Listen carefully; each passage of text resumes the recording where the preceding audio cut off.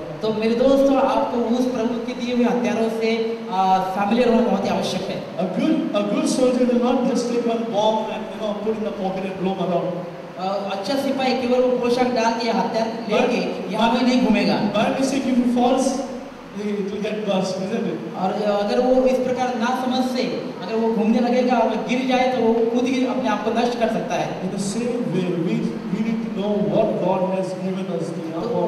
तो उसी प्रकार हमें जानना आवश्यक है प्रभु ने हमें क्या दिया हुआ है।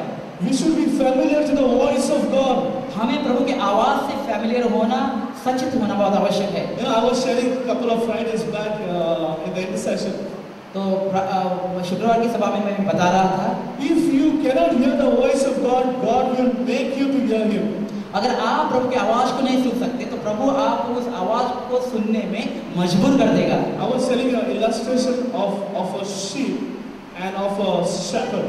और मैं एक उदाहरण दे रहा था एक भेड़ का और बकरी का। Okay, how many of you have seen sheep and a shepherd?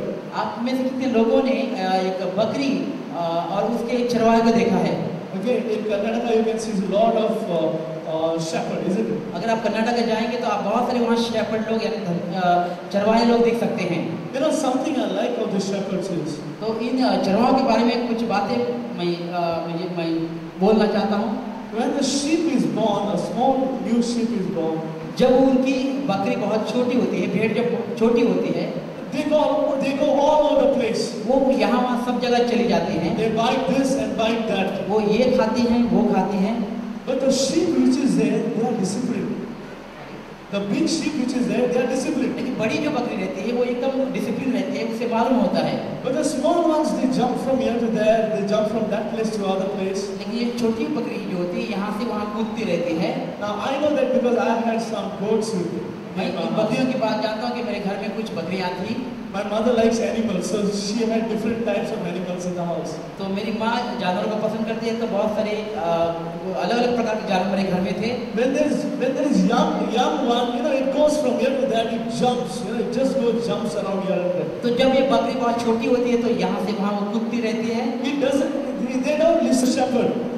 वो उस चरवाहे की आवाज को नहीं सुन सकती। Because they don't know him, they are new into the world. क्योंकि वो छोटे होने के नाते उसको नहीं जानते हैं, दुनिया में वो नए होते हैं। And you know what shepherd does when they don't listen to him?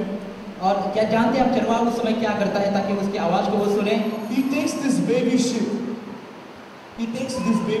वो उस छोटे बकरी को उठाता है and he dislocates the ankle, the knee. Dislocates. उसकी जो घुटना जो होता है उसे वो अलग तोड़ता है। Okay, he breaks it. I can say break it. Dislocate it. Okay? तो उसे घुटने को तोड़ता है। You have a joints like this. अगर समझो कि उसकी हड्डी इस प्रकार की है, So they dislocate it. तो वो उसे अलग करता है, तोड़ देता है। Not breaking it, but dislocating. दूसरी जगह नहीं, बल्कि जहाँ वो जॉइंट होती है वहाँ वो ये तोड़ता है। Now when your leg is dislocated, what happens to you? Can you walk? समझो आपका पाँव अलग कर दिया, हड्डी अलग कर दी पाँव की, क्या आप चल सकते हैं? Moses knows he got a crack on his bone. He could not भाई walk for 3 months. उसके हड्डी में क्रैक है, तो Okay, for 3 months he could not walk. तो 3 महीने तक वो नहीं चल सके। What this shepherd does, he dislocates it and brings it back. तो वो ये चरवाहा उस बकरी की जो हड्डियां हैं वो अलग करता है और उसे वापस लाता है। And then what he does, he wraps him up.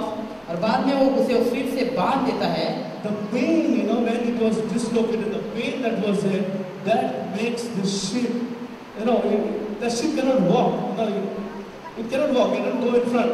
तो जब वो अलग किया जाता है, उसकी हड्डियों को अलग कर दिया जाता है, तो वो उसको जो दर्द होता है, उस दर्द के कारण वो छोटी बकरी नहीं चल सकती है।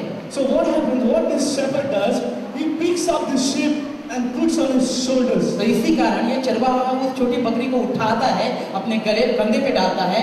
Now there is a reason why he puts on his shoulders. उसे भी एक कारण है क्योंकि वो उस बकरी को या भेड़ को अपने कंधे पे डालता है। He could have easily taken in his arms like this. चाहे तो वो अपने बगल में उसे ले सकता है। But there is a significance. Why he puts on his shoulder is. लेकिन एक बार अगर उसने उस बकरी को अपने कंधे पे डाल दिया, So that when he speaks, तो जब वो बात करता है, when he whistles, जब वो सीटी बजाता है, when he calls out to the other sheep, जब वो बकरी के बीच में जाता है, who listens? कौन सुनता है? the sheep that is in his back. जो कंधे पे डाली हुई वो छोटी जो बकरी है उस बात को, चरवाहे की बात को वो सुनती रहती है। So every time he speaks, the sheep listens to his voice. तो जब भी ये चरवाहा इस बात करता है, ये जो उसके कंधे पे डाली हुई बकरी रहती है उस आवाज को सुनती रहती है। And once this sheep is okay in her leg, when she can walk, और एक बार जब वो अपने पाँव में ठीक हो जाए, he will leave the sheep down. वो उस छोटी बकरी को छोड़ देता है नीचे। And I'll tell you something. और मैं आपको एक बात बताता हूँ, When he speaks the word, the sheep will go